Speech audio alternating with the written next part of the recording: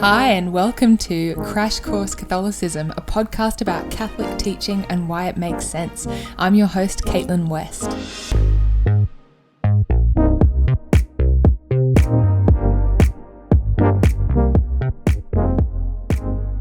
Hey friends, welcome to episode 91.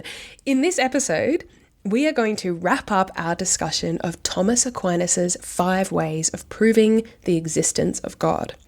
In our last episode, we talked about the first 3 ways, and in this episode, we'll talk about the 4th and 5th ways. And this is all part of our kind of deep dive into the question, how do we philosophically prove the existence of God? So we are looking at 2 different arguments for the existence of God in this episode, the 4th and 5th ways.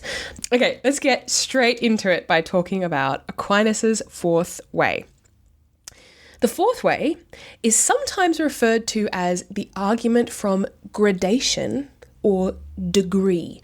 So it has to do with the fact that certain things appear to varying degrees in the world. That's kind of the starting point of the argument.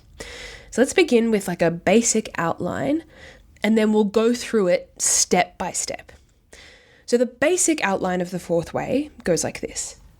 In the world, we see that truth and goodness exist in things.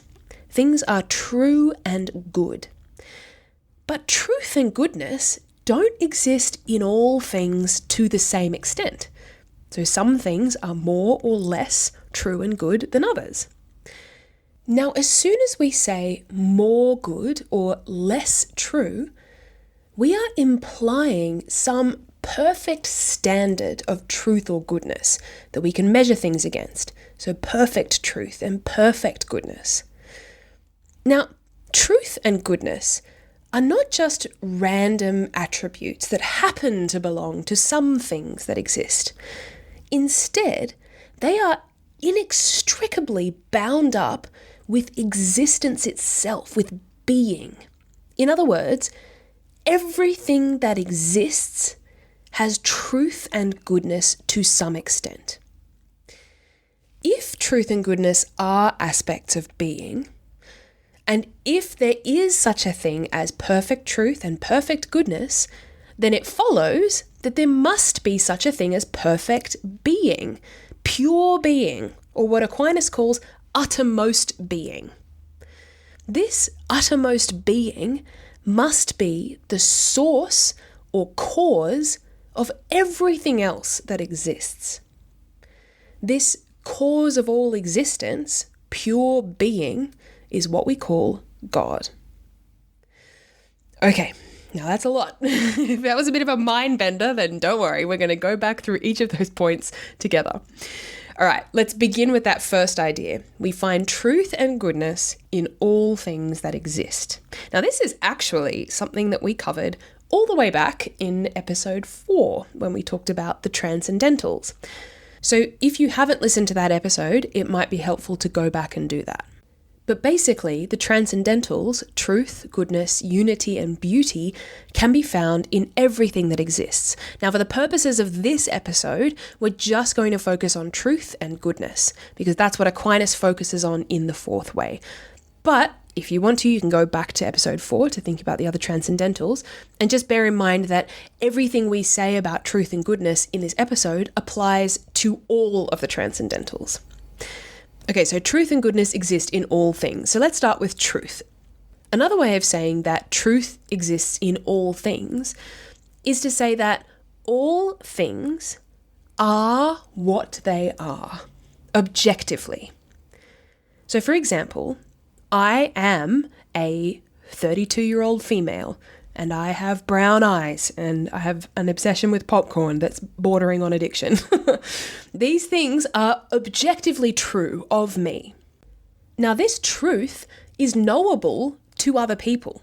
Like, you all now know about my popcorn addiction, which means that you have a truer knowledge of me.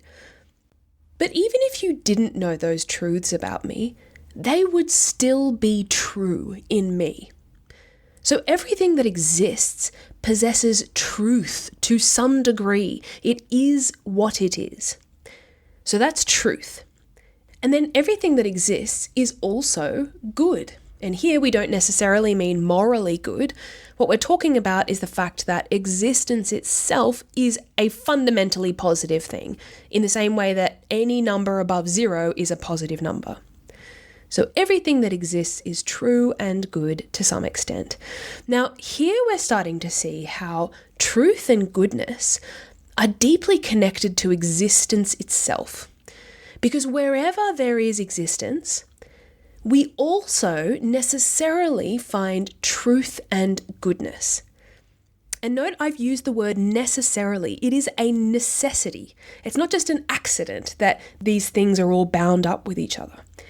Anything that exists isn't just coincidentally also true and good. No, it has to be true and good.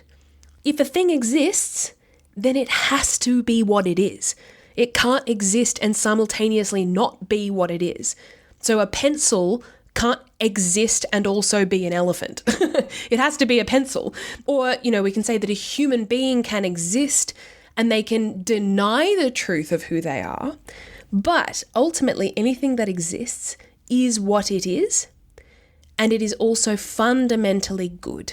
So truth and goodness are inseparable from existence. Another way we can put it is to say that they are aspects of being. So to summarize, truth and goodness appear in all things because they are aspects of existence itself. Now, the next step of the argument. Truth and goodness, while they appear in all things, do not appear to the same extent in all things. Some things are more true and more good than others.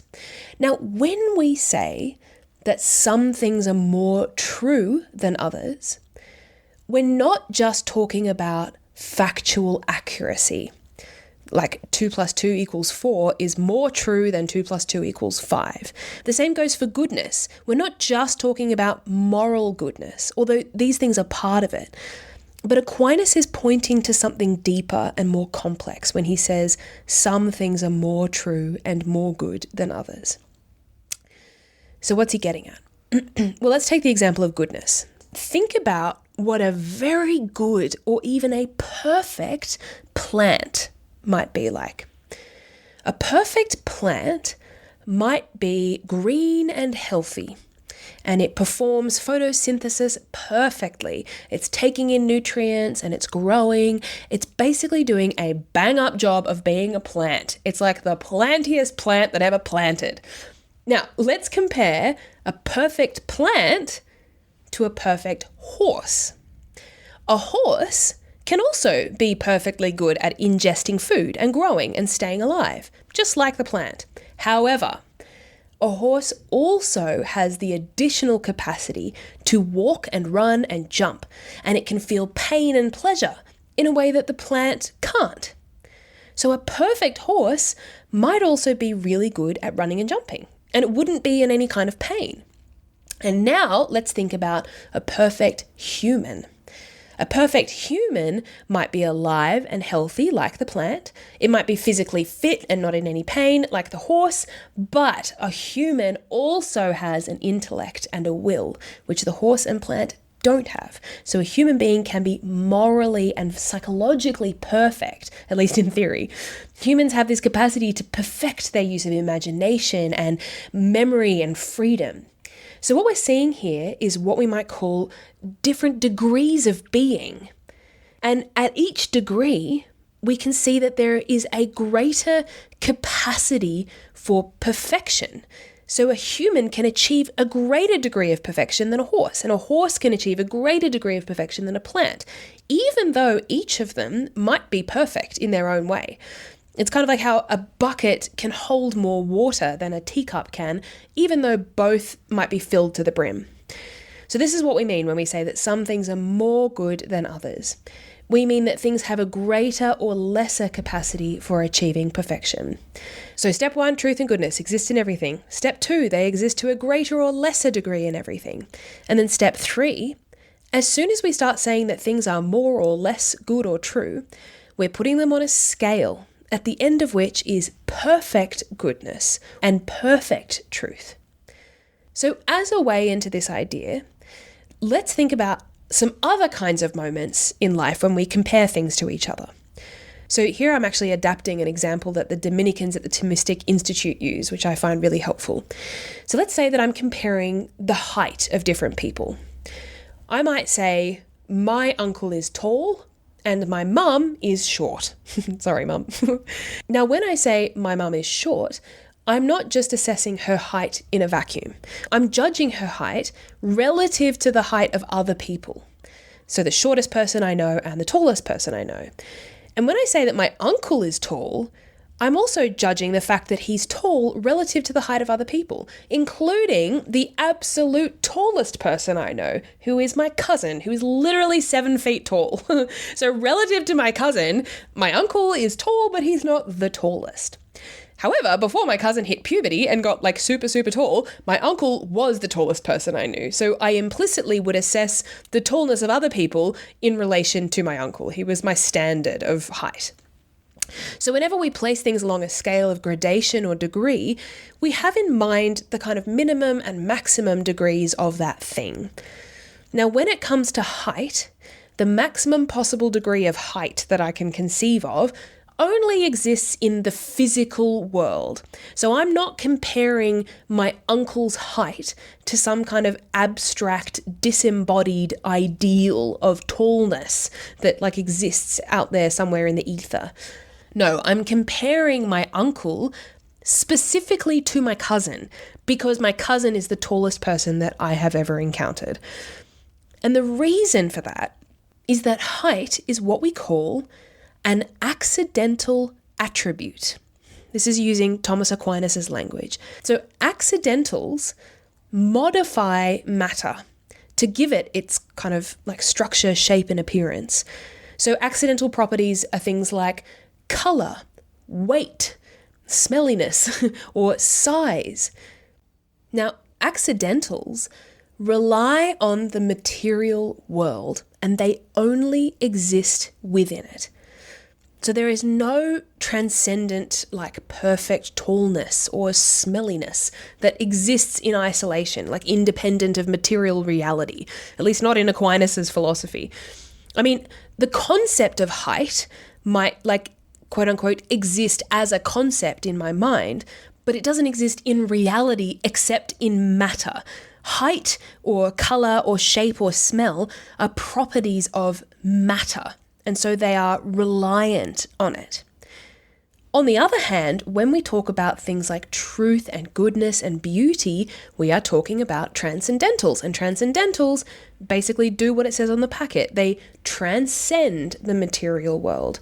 They don't rely on matter, even though they are present in it. And the reason that they transcend the material world is because, as we've discussed, they are aspects of being or existence itself. And existence doesn't depend on matter. So things can exist without being material things. So for example, love and justice exist, even though they're not made of matter. So when I put things on a scale of gradation in relation to the transcendentals, so I say something is more good than something else, it's not like height, okay? I'm not just comparing that thing to the most good thing I've encountered in the material world. It's not like every time I say something is good, I'm comparing it to popcorn. Instead, I'm instinctively comparing that thing to some concept of absolute maximal goodness. Goodness itself. And perfect, pure goodness doesn't appear in the material world. Material things might be good or even perfect at being themselves, but they are not goodness itself. Pure goodness transcends material reality. Okay, let's pause and recap. Truth and goodness appear in all things because they are aspects of existence. They also appear to different degrees in all things. Because they appear to different degrees, this points to the fact that there must be some maximal pure goodness and truth. Now, if there is such a thing as pure goodness and truth, and if goodness and truth are inseparable from existence, then it follows that there must also be a pure existence, pure being. In other words, if truth itself exists and goodness itself exists, then being itself also exists. Now, if there is such a thing as pure being, then that pure being must also be the cause of all of the other things that exist. Okay, pause. How do we get from the idea that there is such a thing as pure being to the idea that pure being must be the cause of all the other things that exist? Okay, does that necessarily follow? Well, here we can return to our thinking from the previous episode on the cosmological arguments. Remember how we said that everything that exists in the created world gets its existence from something else, which gets its existence from something else, etc., etc. And that at some point, as you follow that chain of existence up, you have to arrive at something that is pure, necessary existence, that doesn't rely on anything else and that is holding the whole system up, like the roof of a chandelier. Well, in this fourth way, Aquinas has kind of shown us the argument from the back end. Like, he's shown us that there is such a thing as the roof. And then we can conclude that if there is a roof, then that must be what the chandelier is connected to. Okay, so if there is such a thing as pure being, then that pure being must be the cause of all the things that exist.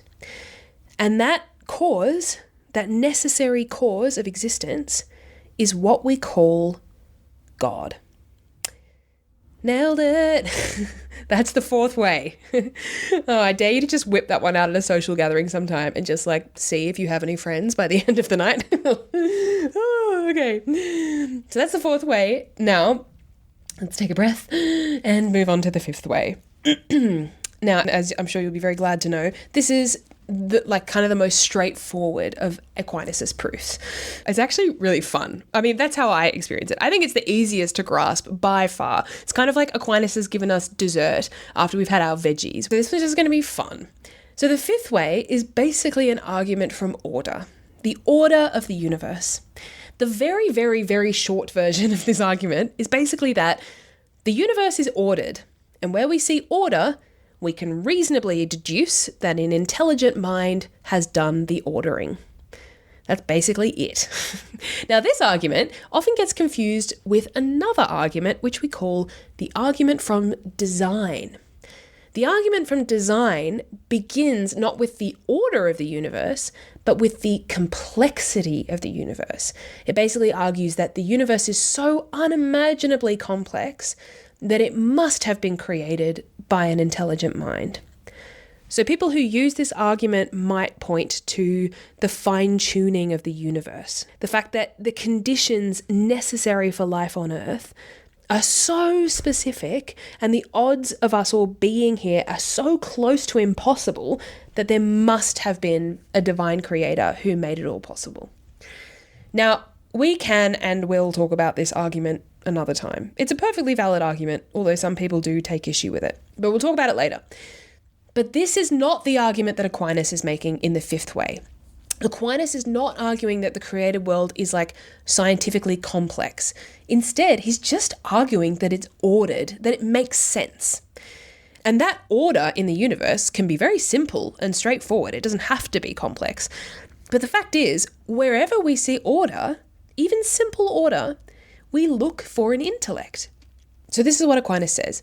He says that in this world, we see that things which lack intelligence act for an end. And this is evident from their acting always, or nearly always, in the same way, so as to obtain the best result. So what's he saying there? Well, he's basically saying that things in the world don't behave randomly, but they consistently act in an ordered way to achieve specific ends. And almost always, they are working to achieve an end that is good for them. For example, birds in the northern hemisphere will fly south for the winter where it's warmer. Animals that feel hungry will seek food. Plants will turn towards the sun to photosynthesize. Now, Aquinas is making the point that these living things are not making deliberate kind of intellectual choices. They don't have rational faculties. So like birds aren't sitting around the dinner table having a rational discussion about whether or not they should fly south for the winter or whether it's better if they go north and visit the in-laws because it's been a while and I think they're getting offended. No, they're just instinctively doing things according to their natures. It's just in their nature to fly south for the winter. And it's not just one plant or animal that's doing this, it's all of them, acting similarly and consistently in an ordered way for specific ends. Certain species of bird will all fly south. Plants will tend to turn towards the sun. And then the question that arises when we see that is, why? Why do living things behave in that way? Now, we might hear that question and think, well, it's kind of inevitable. Like, of course living things are going to act in an ordered way and not in a completely random way. But actually, it's not inevitable. Like, we get so used to living in an ordered world that we lose sight of the fact that order is not actually necessary. In fact, order is kind of miraculous. There is nothing inherent in matter that dictates that it should not behave randomly. Matter by itself doesn't have some kind of built-in need to follow patterns or behave with purpose. It could behave totally randomly. And if we use our imaginations, we can picture a world that is like genuinely chaotic. I don't know, a world where we all have an extra limb growing out of the side of our face that has no function. Or a world where birds don't have any instincts and instead of flying south for the winter, they just like stand on the spot and turn in a circle because they don't know what to do and then they die. But that's not the world that we live in. We live in a world where living things tend to act with purpose for specific ends, and very often those ends are for the good of that living thing. Now, Aquinas goes on to say that whatever lacks intelligence cannot move towards an end unless it be directed by some being endowed with knowledge and intelligence, as the arrow is shot to its mark by the archer. In other words, he's saying that if a being is acting in an intelligent and ordered way, but that being doesn't have its own intellect, then there must be some other intellect outside of that being that is guiding it. Just like how an arrow has to be guided by the hand of an archer. So if we want to phrase the argument in another way, we could say, wherever we see order, we look for a mind behind it. So let's say that I walk into a room and I see a pile of Lego pieces that are like randomly lying scattered all over the floor. I would probably assume that someone had like accidentally dropped them or that they had spilled. But now let's say that I walk into a room and I see a row of Lego pieces laid out in a single straight line across the floor. Now in that instance, probably the first thought that would pop into my head is, who did that and why? I would instinctively look for a mind behind the order, not because a line of Lego pieces is just so unimaginably complex that only an intelligent mind could have come up with it. It doesn't matter how simple or complex the order is, it's just that any order implies an orderer.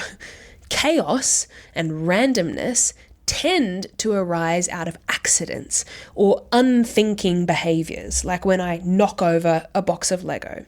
Order implies intelligence and design.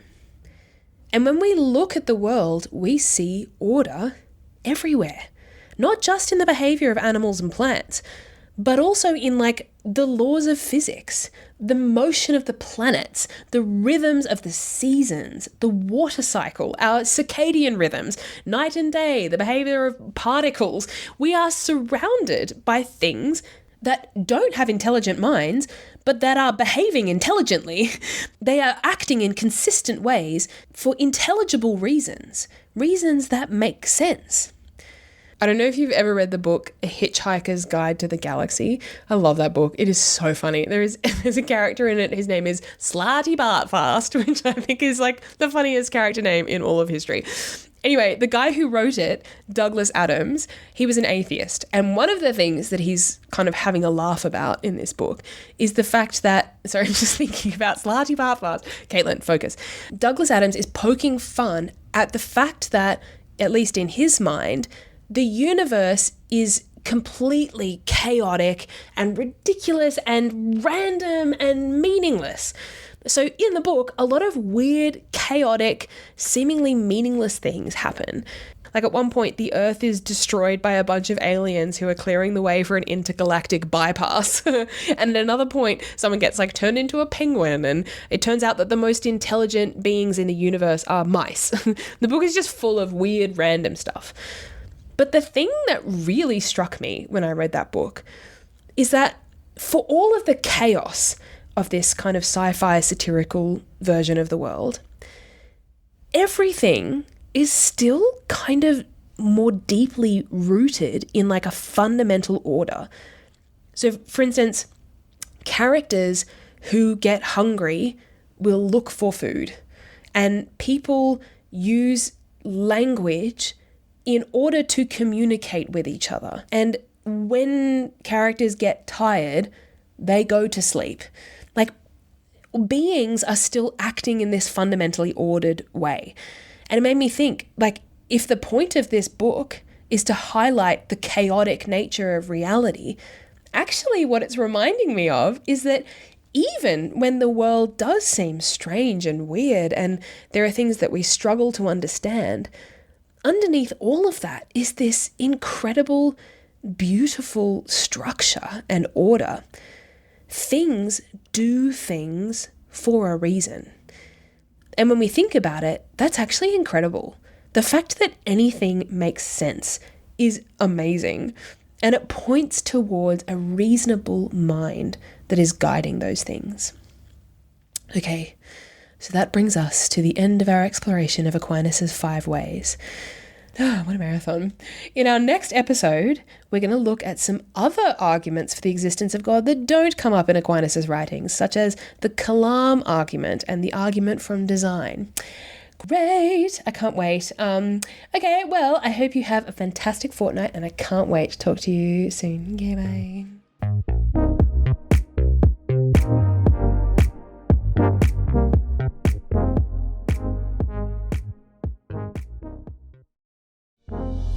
Hey friends, thanks for listening to this episode. If you are enjoying the podcast and you would like to see it continue and reach many more people, then I invite you to consider becoming a supporter on Patreon. There's a link to Patreon in the show notes of this episode. There are many running costs associated with running a podcast, and I rely 100% on the generosity of patrons. Thank you so much to those who already support the podcast. And most importantly, please continue to pray for me and for all of those who are listening. Okay, bye.